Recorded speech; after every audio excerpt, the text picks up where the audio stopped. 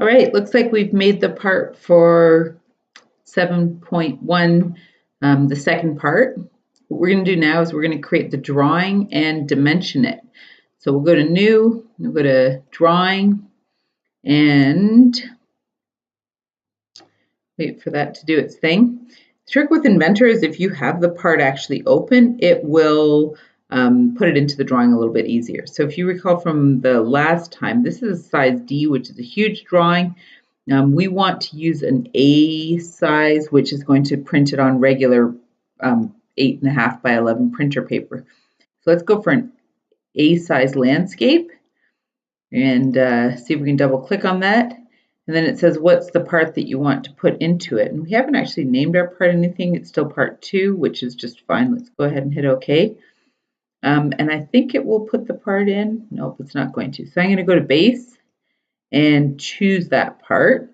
And that part is sitting there ready to go. And once again, if you want to choose a different view to have the best front view, that's not what you do. Instead, what you do is you look at the view cube and you can flip it around and look at the different views and decide what is your best front view. Maybe sometimes you have to flip it to the top or bottom, but make sure that you have that best front view, basically the view that shows the shape the best.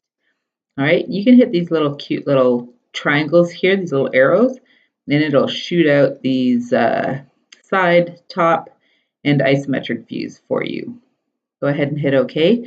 Actually, one thing first, if you look over here, these different options right here are how these little views will look. And so if you click on this last one, they're going to look like what they look like now. They'll be shaded. And that's probably actually not what you want. You don't want them to be shaded because you're dimensioning these. You're not looking for a nice realistic look. You're going to be dimensioning them. The first one here shows the hidden lines, and you do want that for this exercise. The middle one is without hidden lines but not shaded, and the last one is shaded. All right, so we'll leave it just with the first one, hidden lines, and don't select those second and third options.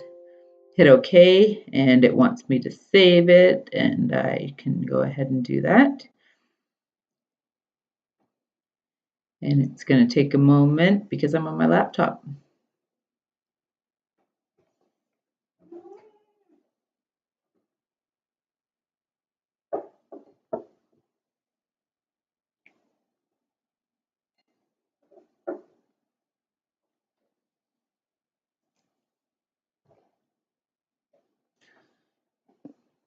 There we go. Okay, they're all placed. We are going to start moving them around by starting with the front view and move that to a place that we're happy with. The other two will kind of follow it, but we can do some additional adjustments after the fact.